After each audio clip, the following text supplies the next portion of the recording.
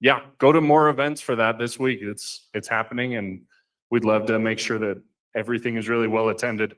Again, thank you for coming, and thanks to MX for sponsoring. Is Garrett here? Garrett's our MX representative. Everyone tell him thanks at some point tonight. Beyond that, we're really excited to have Cameron Bell speaking today about practical ML. He's our speaker. What else? We have Forge Slack. Everybody join the Forge Slack if you're not already a member. And that's about it, I think. Are we ready to get going? Are you guys feeling good? Yeah? You like the pizza? Sweet. Thank Garrett for that too. Thanks. I'm sure it's going to take me a minute to get sharing my screen and everything, so still have time to eat your pizza. That's what I'm saying.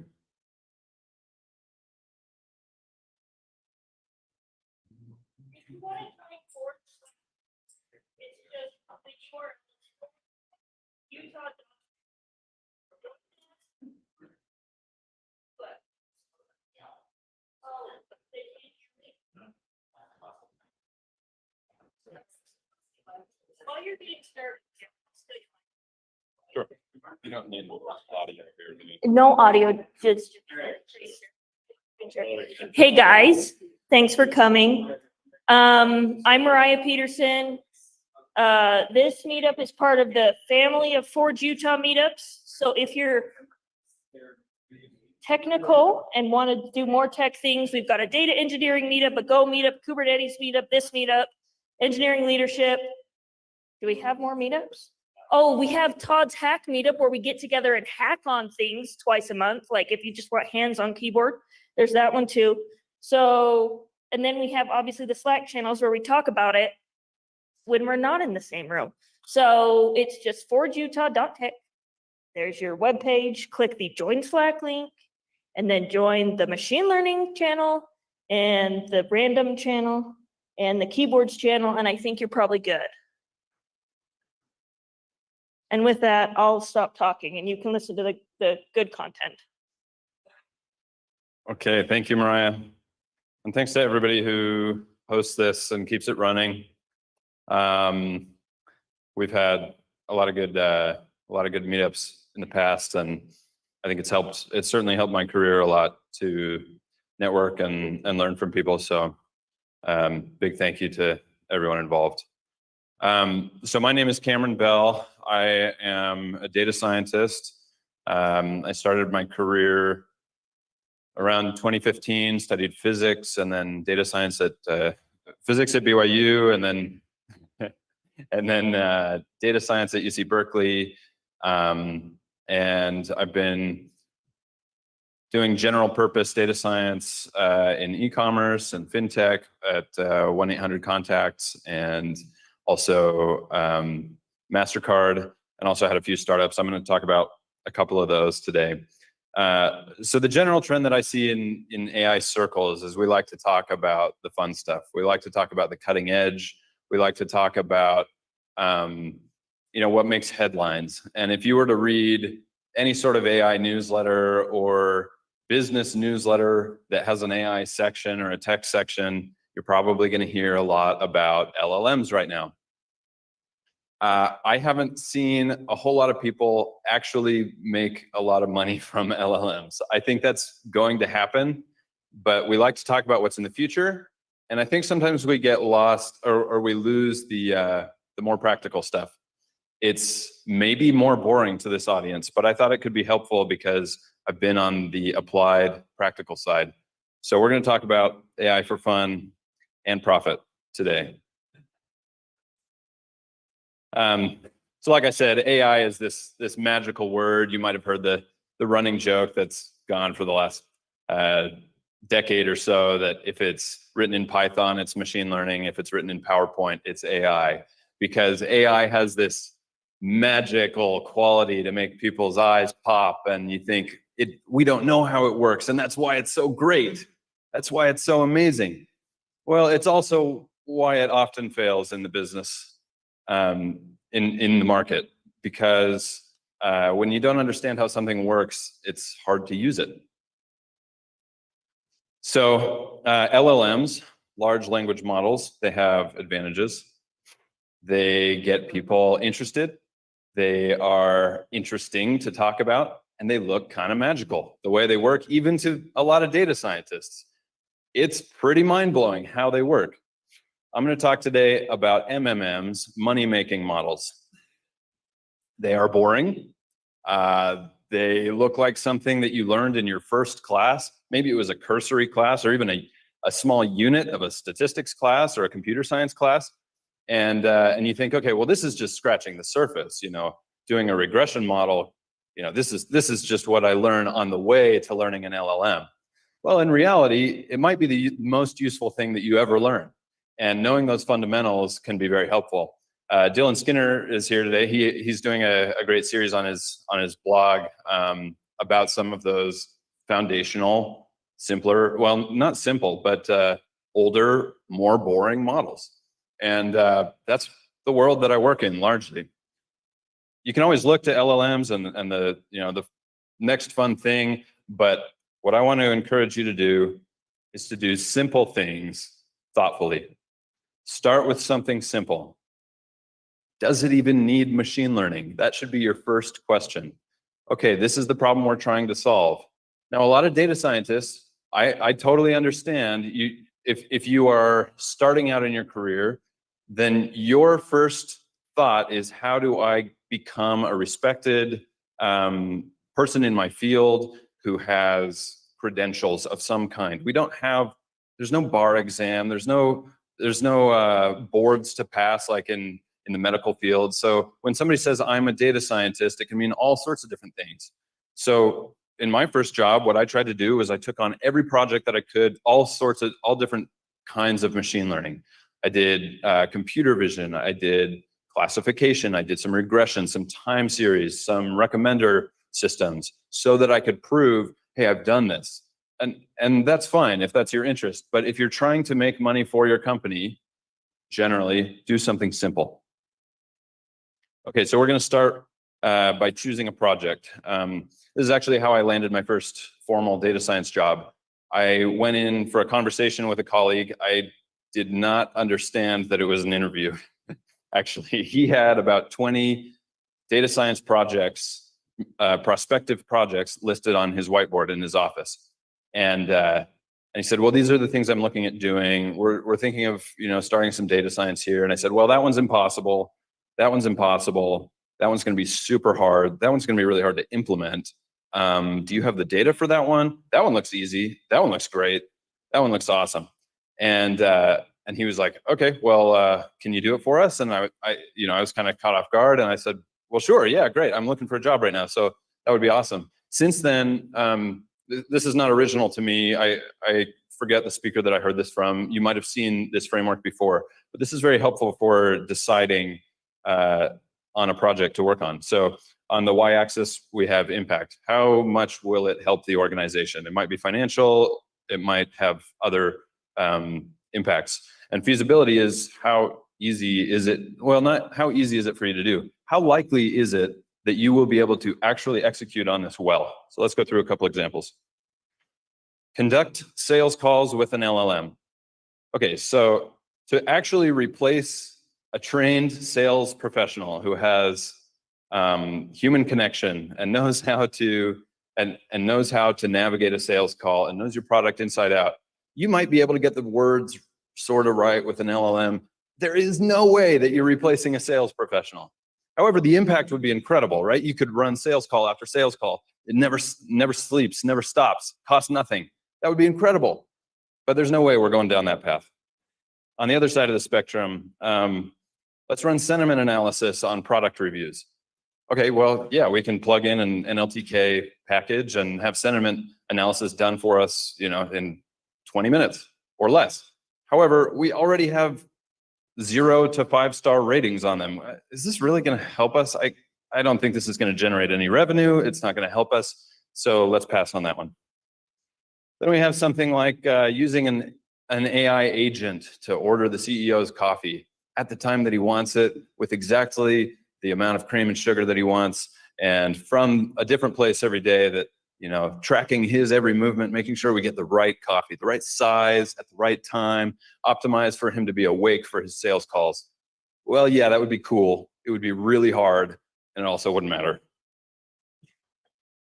So this is the example that we're going to go through a little bit as a proxy for just the framework of practical machine learning. And this is a project that I worked on years ago at 1-800-CONTACTS. At 1-800-CONTACTS, they are an online retailer of contact lenses, and they their main competition is brick and mortar stores, where you go. It doesn't look like a store; it looks like a doctor. You go into an optometrist. By law, you're required to renew your prescription, and they say, "Hey, while you're here, why don't you buy some contacts from us?" It's a sneaky thing that always really bothered me. And so what we lose at 1-800-CONTACTS, what they lose most of their revenue to is customers who regularly buy from them, and then they go to an optometrist, and the optometrist steals, 4 months of business from them. So what if you could know exactly when they need their contacts, right when they're about to run out, you send an email to them and capture that order before they go back to get that eye exam. And the best case scenario, they already ordered it, they go to get the eye exam, they say, "Hey, why don't you buy contacts from us?"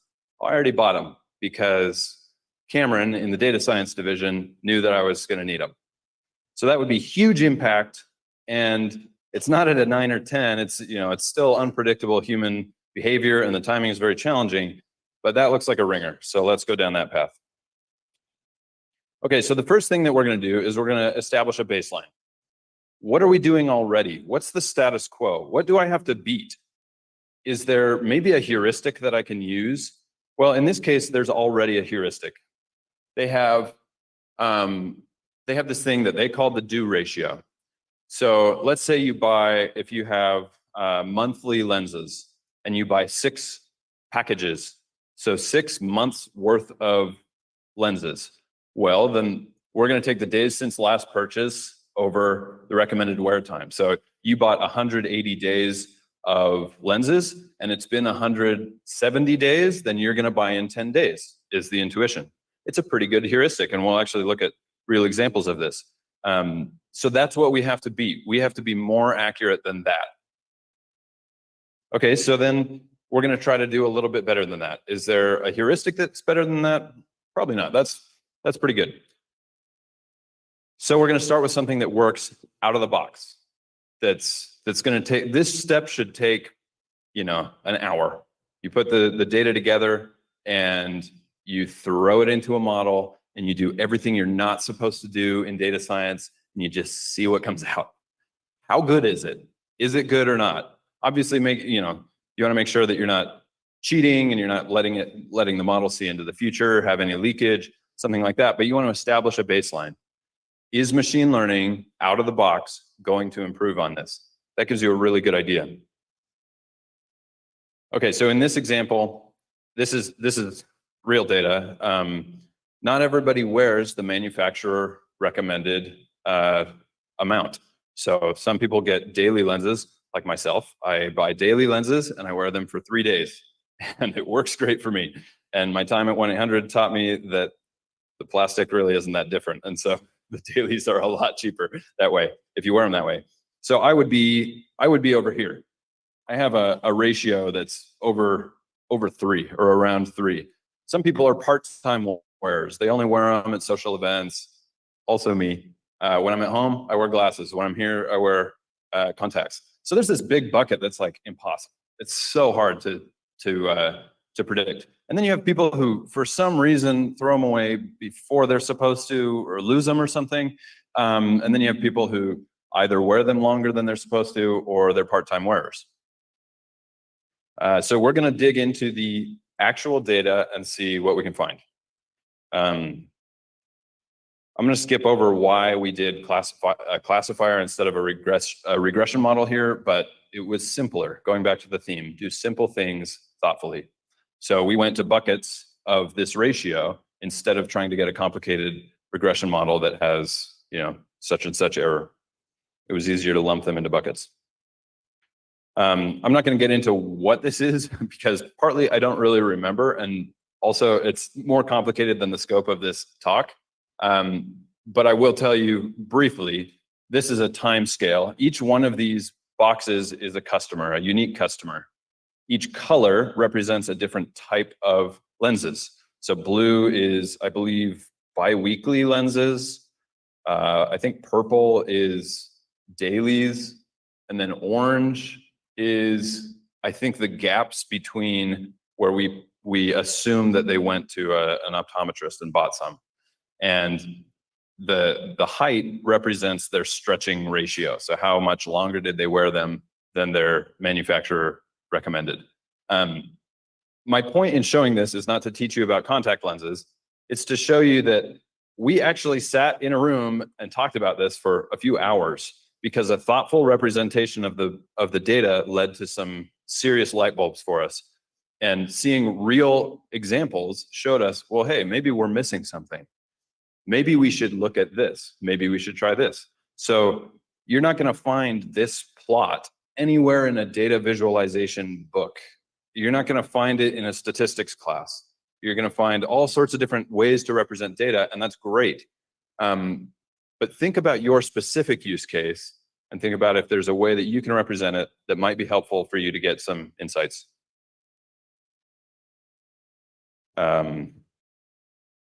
Okay, so let's talk about feature engineering, the secret sauce of machine learning, in my opinion.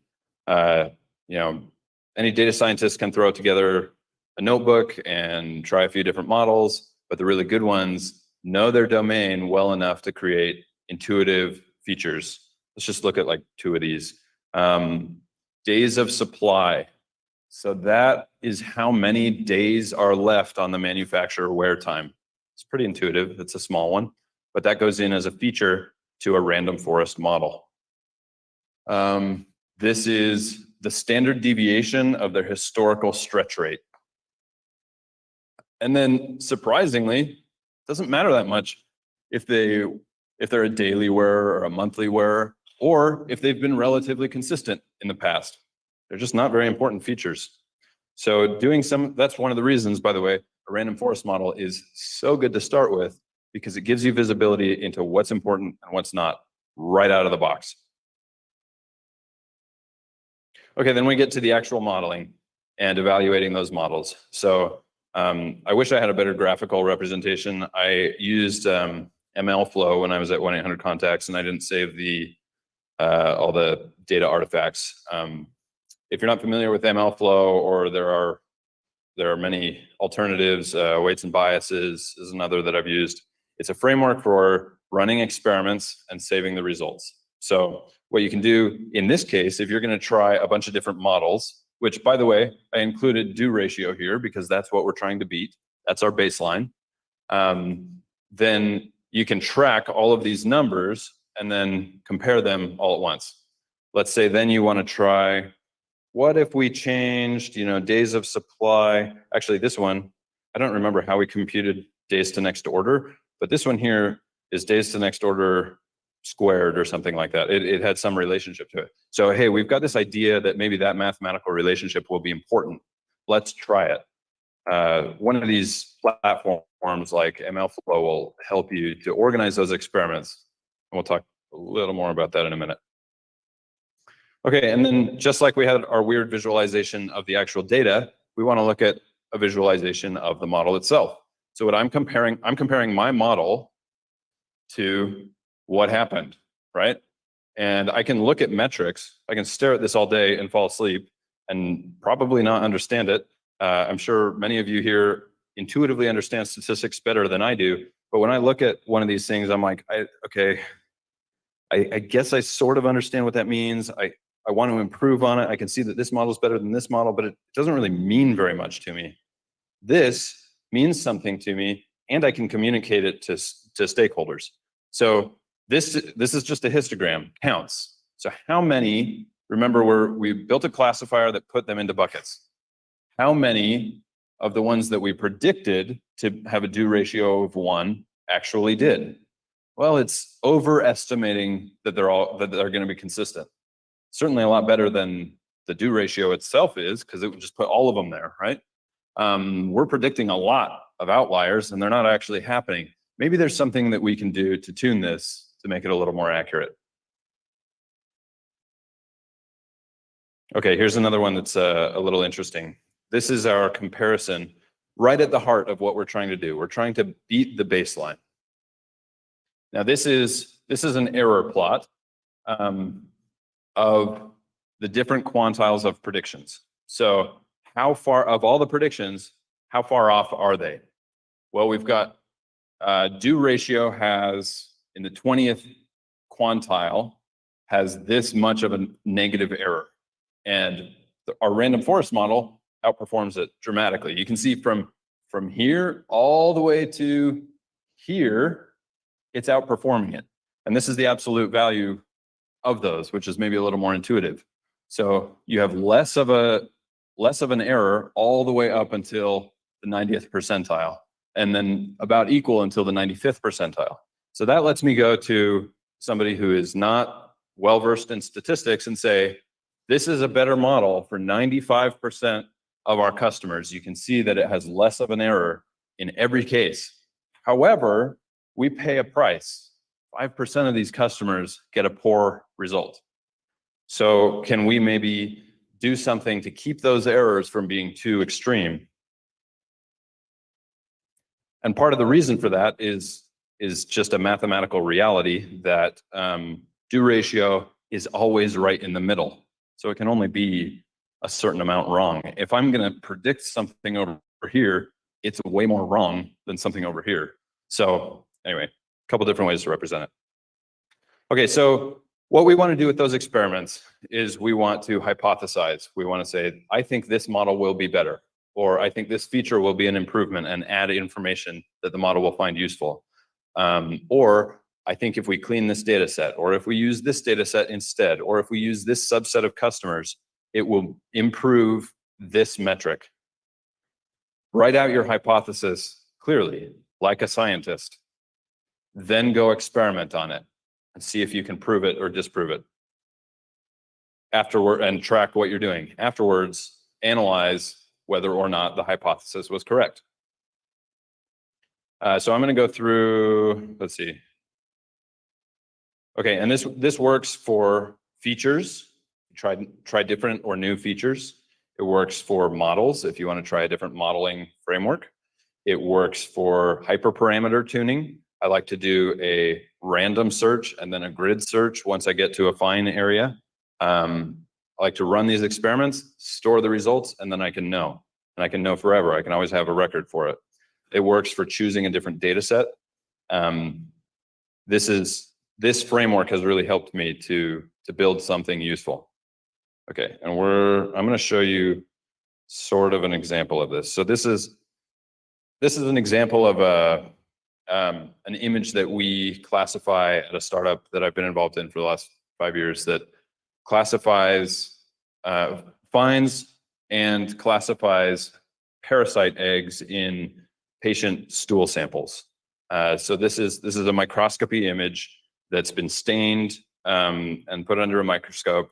It's relevant in the third world, and we've had some success in the Philippines doing this. We've outperformed doctors actually with our model, which is really cool. I'm not so involved anymore because I've moved on to a few other things. But in the pursuit of this, we have run in the last year or so. We've run, looks like now 40 models. Now, one way to do this is like the poor man's version of ML flow, where you're tracking each model. This has, some of our parameters. What are the warm-up steps? Which data set did we run it on? Did we grayscale or did we have color? Did we, this is when it trained, what it trained on, how long it took, and then how many steps we have it run, and any notes like this didn't really work, or, and then somewhere in here, oh yeah, okay, here we go. We don't always put it because some of the models just don't even work, but we have some objective measures here, like a map. If you work with computer vision, it's a pretty good all-purpose metric that you can compare. Okay. And then wanted to show you how TensorBoard looks. Oops. So we use TensorBoard to track these. And this is over time. The x-axis is over time. The y-axis is a map, which is a general purpose accuracy metric. You can see that over time, each one of these lines represents a model. Over training steps, they get increasingly better and better. Sometimes we run it for a while and realize there's no chance it's going to keep up with the best models. But this is what it looks like. And this way I can go through and I can say, okay, model 14 is outperforming in this way, and this way. I can look at different models or different metrics on here. One cool thing about TensorBoard, which I don't recommend TensorFlow for any reason whatsoever, but one cool thing about TensorBoard is that you can also see the images themselves as they're trained and as they get transformed through your process. If you're using like a CNN and they get transformed. We use TensorFlow, by the way, because our specific constraint was to get our model on the phone working without any Wi-Fi connection or data connection, because somewhere, out in a poor village, that's not reliable enough to use. So getting a model like that, a computer vision model, onto the phone is very challenging. And TensorFlow had just enough documentation on how to do it that we went down that path. But hopefully PyTorch is going to someday release their PyTorch mobile from beta and it'll actually work. Here's a screenshot that I got just from the internet. Won't spend much time on it, but this is how ML flow works, just to give you an idea, right? So these are different experiments running, I guess, this one, and this one. You can compare them. You can look at, there are 3 of them. 2 of them use the same data set. There are 2 different data sets. They have different learning rates. They have different training sizes. And then this is the outcome. And you can actually look at how they did. It's kind of a cool way to do a multivariate analysis. But okay. All right. A note about institutional buy-in. So Eric had a great post the other day about questions that you should ask in a machine learning interview. I really appreciated it. Some of those, it got me thinking about how to get yourself into a winning situation. One of the ones that you had in there, Eric, is machine learning core to the product, or is it ancillary to it? Are we analyzing it for better sales, or is it part of the product? Super important context. That doesn't mean that it's not important if it's not part of the product, but if it's part of the product, you are going to have the institutional buy-in that you need to get it, to do the development you need, to get the resources that you need to, once you actually have a mathematical success, turn it into a business success. I have had the unfortunate experience of having mathematical successes where the model works better than the status quo demonstrably, and I don't have the authority to then go implement it. It's very, very frustrating. So another good question is, who owns the data science initiatives? Who is actually proposing them? And do they have the authority to go to engineering and say, here's a model, go ship it? Am I going to be the one shipping it? And if I'm the one owning the data science initiatives, then I should be the head of machine learning, shouldn't I? And if I'm not, then something organizationally might not be right. There might be some discussions to be had about the organization. And then lastly, after you have come up with a model in the lab that you're confident with, run a small test in the real world, and that will help you to increase your confidence and your leadership's confidence in implementing it, because you can say, well, this worked for this subset of customers. This worked in the real world. Okay, I have some things to say about a startup that I'm working on. after this. I wanted to pause for a moment because I'm definitely going to forget to put this back on the screen after I talk about that. But yeah, please connect with me. I am happy to be here. I'm happy to talk with you guys, and there's a lot of interesting things going on in this room. So, all right. So I'm going to set the stage for what I'm going to talk about next. Mariah, timing wise, when are we hoping to wrap up? Okay. Well, Tyler over there was falling asleep, so I'm just worried about him. Okay. All right.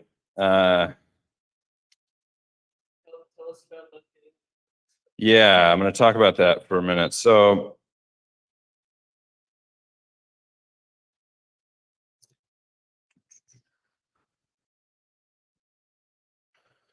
okay, so if you've been following anything in AI, which I would assume you have been, or you probably wouldn't be here, then you have seen some pretty mind-blowing images coming out of DALL-E, Midjourney, Imagen, and whatever other off-brand interesting models come out of companies, and then also from the open source community.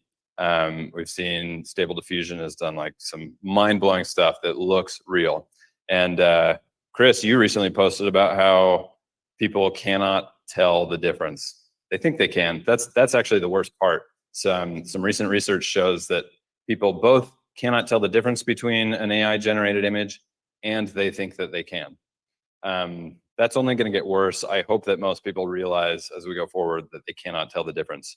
But back in 2022, I had just published a children's book, just a passion project of mine.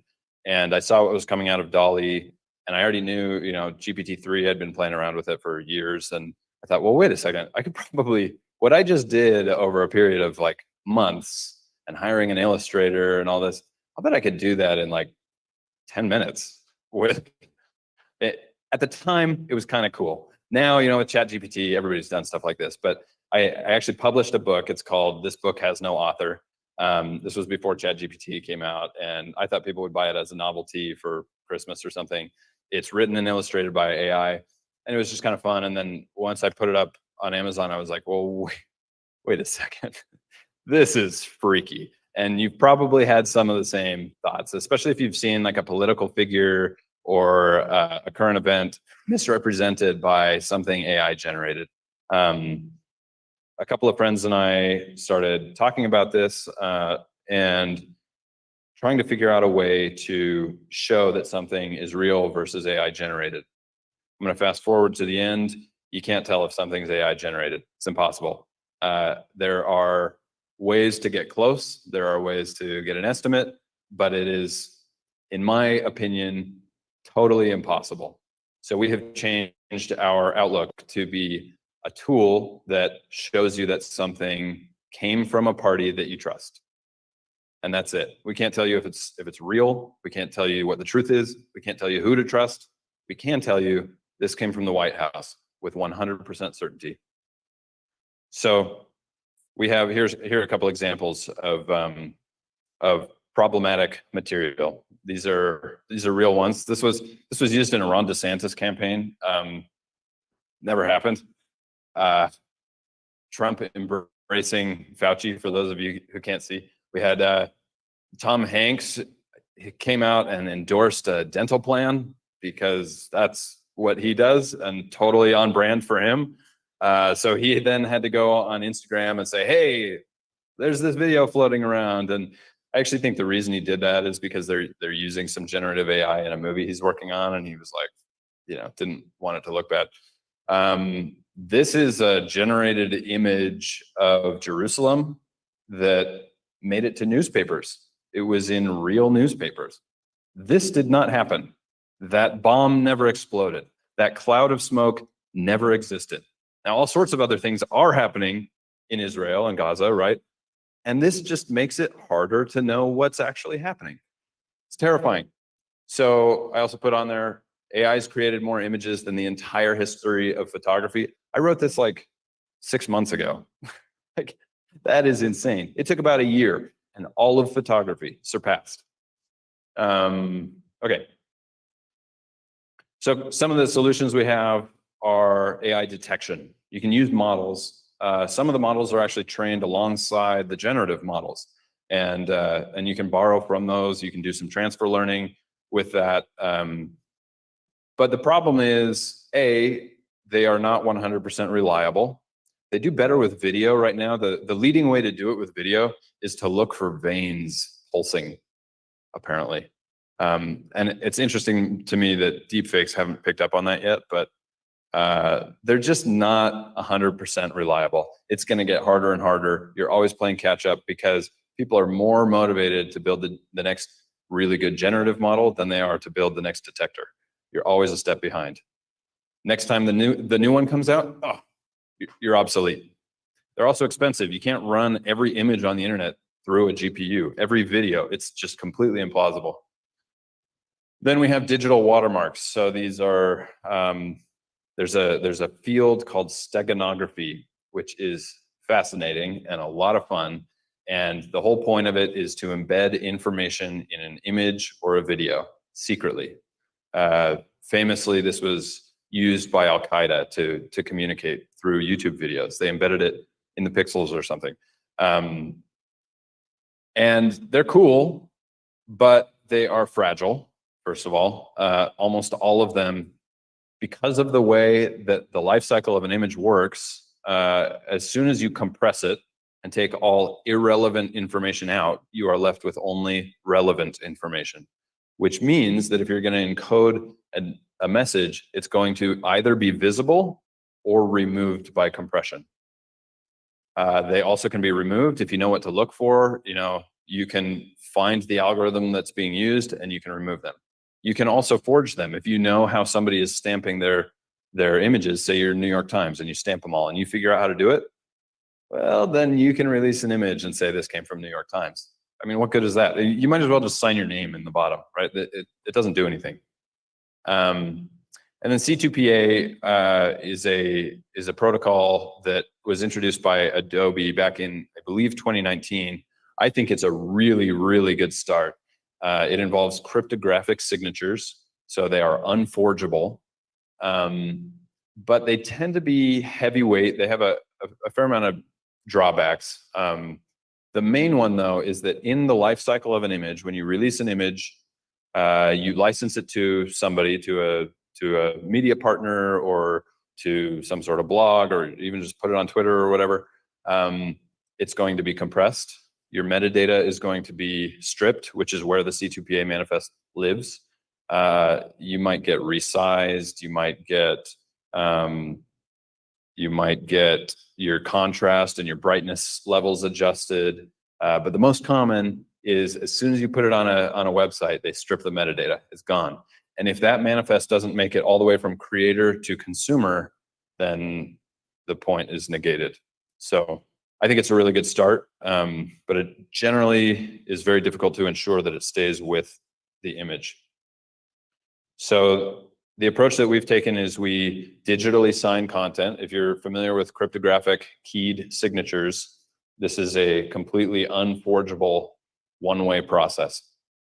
You take up a key, a private key, and some data, in this case, an image. We'll just focus on images for now. And you write a signature of that using the private key of the image. There is no way to recreate that without the private key. The way to verify is you have the public key that is attached to the private key in a pair. So anybody can take the public key and go verify this actually came from the New York Times. Then we take that signature, we put it on the blockchain, and I'll talk about the actual architecture in a little bit. It's evolved over time. And what that does is it timestamps it, and it gives us a few other advantages of being an open protocol. And then because everybody has the public key, you can go find the image and verify that signature. So this is pretty much exactly what I described as C2PA. The difference is we put the signature on the blockchain, let the image float around, get folded up, crumpled up, coffee spilled on it, stamped on, thrown in the street, torn up. And then when you pick it up in your weird corner of the internet and it still kind of looks like the original, you do a reverse search process to get back to the original. And now you have the signature on the blockchain and the original image, no matter how it's been compressed or changed. As long as it hasn't been changed materially, meaning it represents something else visually, at which point it is a different image, then you can connect it back to the original and verify that it came from where it purports to come from.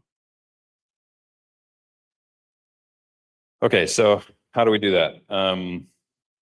Perceptual hashes. A perceptual hash is like a cryptographic hash, except it is intended, if you take, let me step back to cryptographic hashes. If you take an image and you sign it with your key, and then you change 1 pixel, even just 1 byte of difference, and then you sign it again with that tiny difference, the 2 signatures are completely unrecognizable, totally different, can't compare them in any way. There's enough randomness that it's like a butterfly flapping its wings and causing a hurricane in Japan. A perceptual hash, however, if you make small changes, as long as it visually shows the same thing, then you will be able to compare the 2 hashes and show that they are similar images. What that allows us to do is index the images or the signatures on the blockchain by the perceptual hash. So, which connects us to your signature. So if you find your crumpled up image that's made its way through the internet and you want to find the signature, you compute the p hash, the perceptual hash. It takes you to the index on the blockchain, and then you can connect it back to the signature.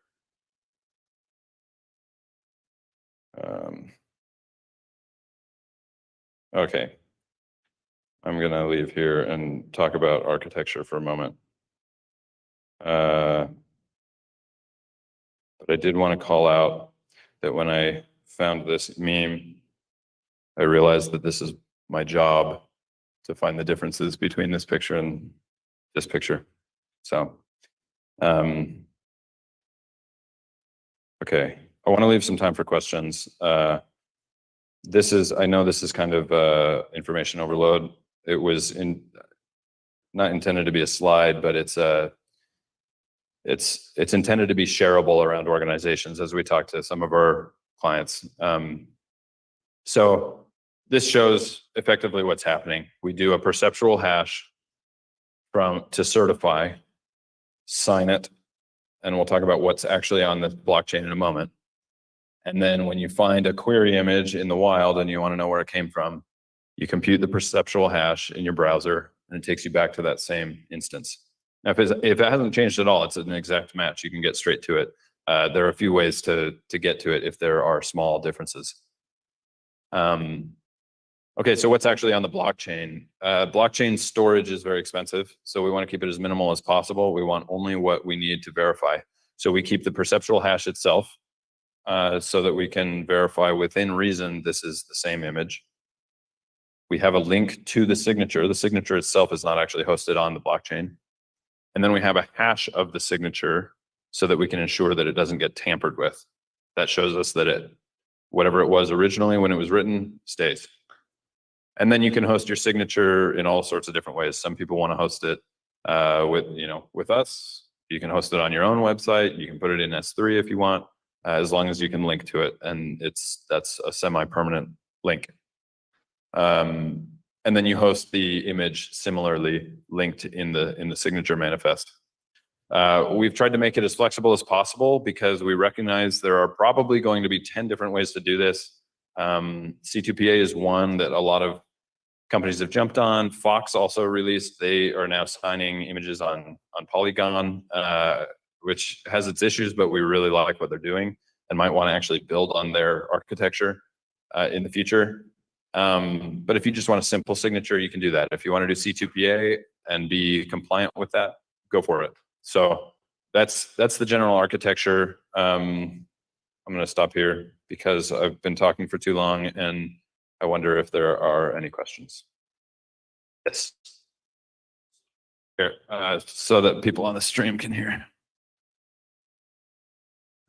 So just looking at this, it seems like the entire way that you verified is with the actual image itself.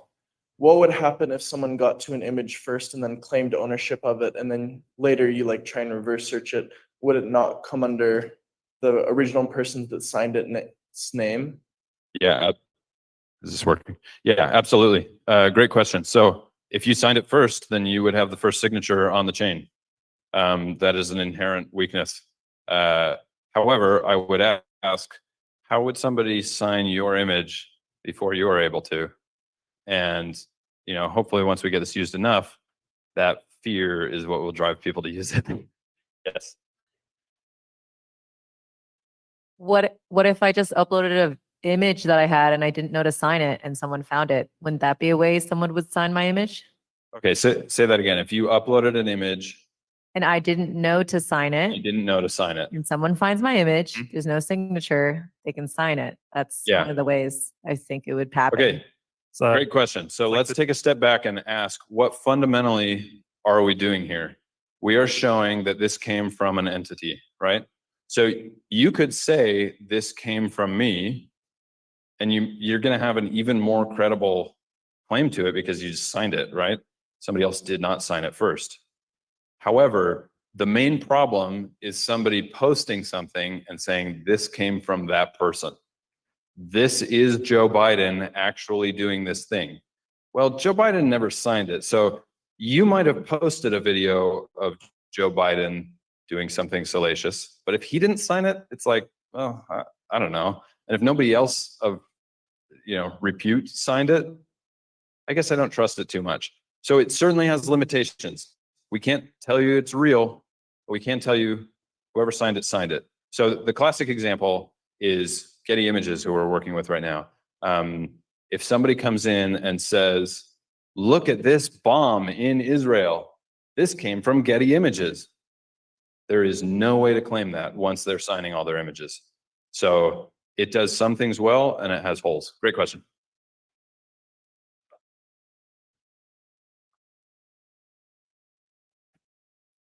So similar to like a crypto wallet, does like a New York Times have their own wallet per se that has a whole list of all these images or whatever media that people can reference back to? If that makes sense. Yeah. So we actually are trying to do the opposite of that. So they are going to have a crypto wallet because you have to have a key to sign something and to use the blockchain. But we're going to abstract that away from our clients. What we don't want is to breach their privacy. So Getty Images has an issue with people crawling their website, finding all their images and doing things with them, right?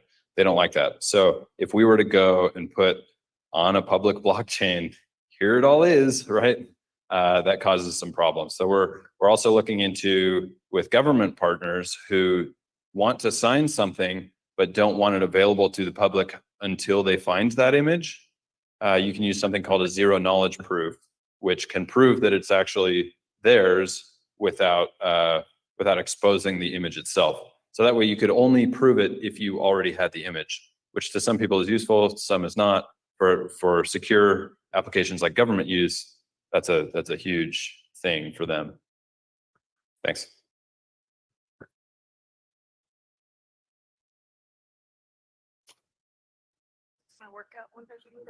Thank you. Hi. That's a great technology. I love the idea. I think it's very important, and that over time there will be more and more fake AI, fake images, right?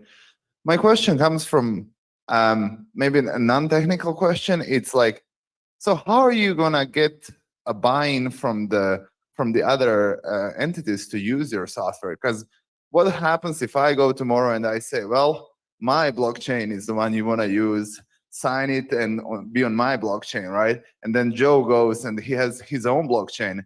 And then you go to Twitter and you say, oh, use my software. I have the blockchain. I have the verification system, but someone else uses my blockchain. Mm. And how are you then you need to verify against all of the blockchains. So how are you gonna convince others basically to use your blockchain? Excellent question. It's a complicated solution because you have the creator of the image, you have the platform that's displaying it, and you have the consumer. And who's actually going to pay for it? Who actually cares enough to pay for it? In that sense, it's a race to the bottom for who can make the cheapest, most effective, but very inexpensive method. That's why we settled on this, actually, is because you can do, I think at cost, we calculated the other day, you could do 1 million images for like $10, something like that. And so, as for getting everybody together, that is our fundamental question. We have to get the entire pipeline together. However, what you're asking is, if you can set up your own blockchain, which we're advertising somewhere on here, competitors can create their own search service based on our blockchain. Anyone can recreate it, right? And that exposes us a little bit, but it's really attractive to players who are like, well, I want to do something that's going to last. And fundamentally, I'm sure there are plenty of people in this room who could make some copy of Facebook in some version, right? I mean, it wouldn't be as good as Facebook, but like you could do it. And why would nobody use it? Because there's a network effect, right? So it's a very high risk enterprise to do something like a social network. And for the same reason, having a central, I mean, ironically, it's decentralized, but a central place where you can trust your images is very challenging to establish, which is why, unfortunately, as much as I would love to go to small players and build on top of that, instead, we are going to massive players. We have to be talking to Facebook. We have to be talking to Getty Images. We have to be talking to NBC, because if it doesn't come from them, nobody's really going to care. And I think the customary advice to startup founders of find some niche, start small, and then do that. We thought about doing that with like Solana released a phone, for example, use crypto, the crypto community, and they'll start using it. But does the crypto community have images that people care about? I don't know. I'm sure there are some, but I'll tell you that Getty Images has images that people care about. And so if we start there, then there can be some momentum there. I had a question over here.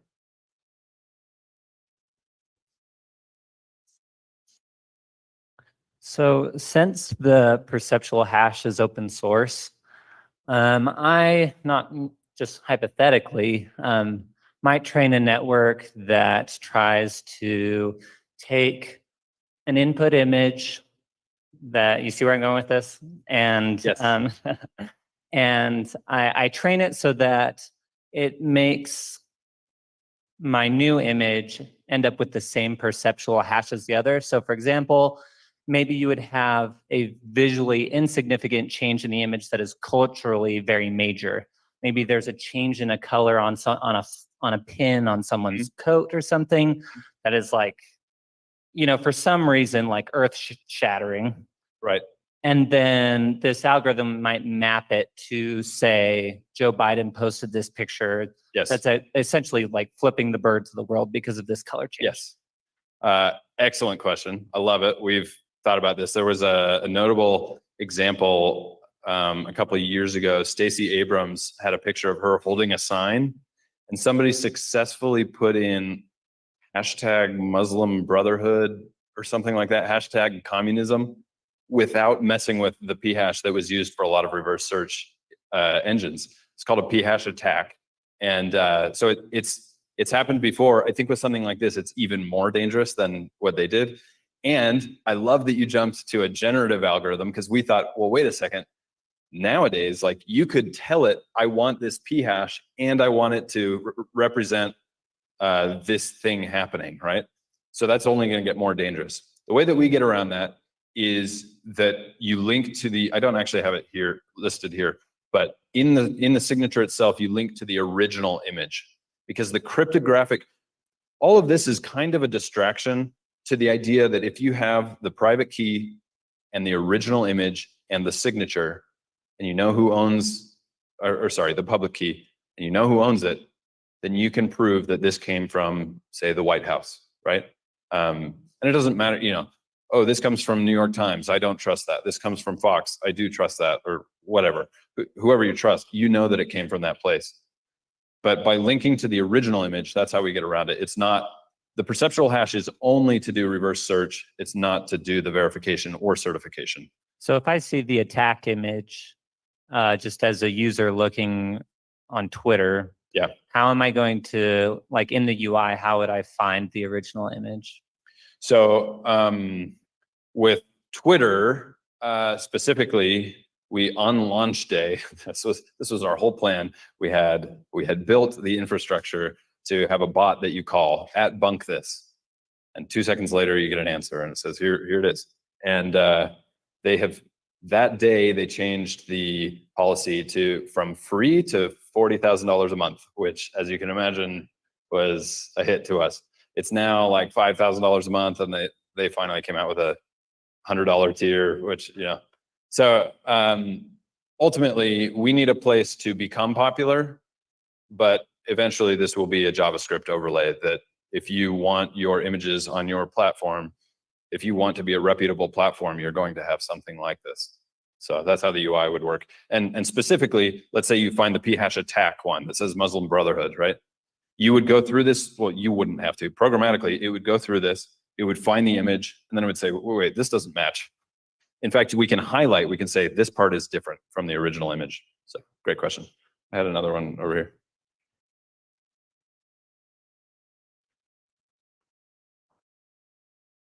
It should be on. Yeah. Now it is.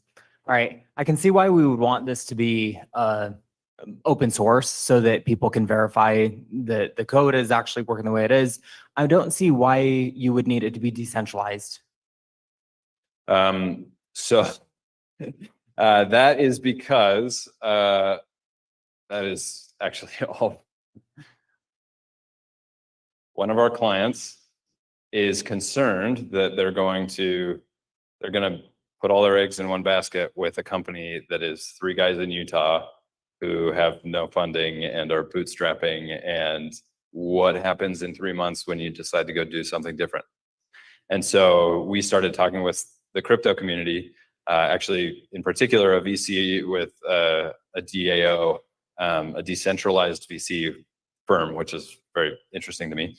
And he put me onto the concept of hyperstructures, which are like public goods that run themselves. So Bitcoin is a good example of it.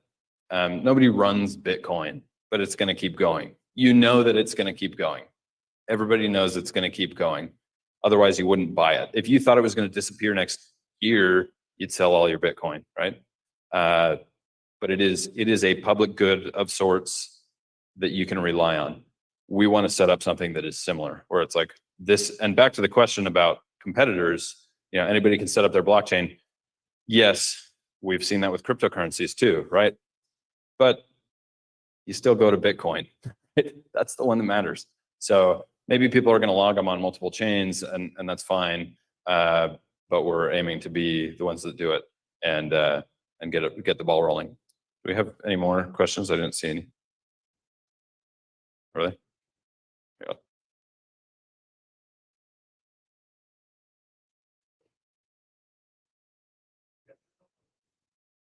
You have your own blockchain, but then what incentives do you have in place to keep that blockchain continuing, say 5 years from now? Well, that's the main question about decentralizing it, is that we won't have to, right? Any interested parties can come in and do it. The reality is, like, if you go to what's IPFS is a distributed file system, right? Decentralized file system. Something like 80% of it is run by one company, which is how things go, and we would be the ones to maintain it. But if something were to happen, people could revive it. So Okay, yeah, makes good sense. question. Thanks.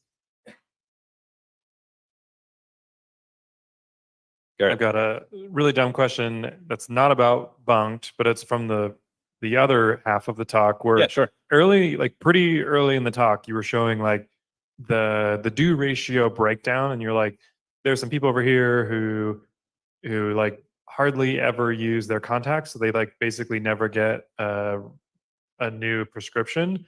And then on the flip side, you have people who wear them forever and like they never renew. Yes. That slide.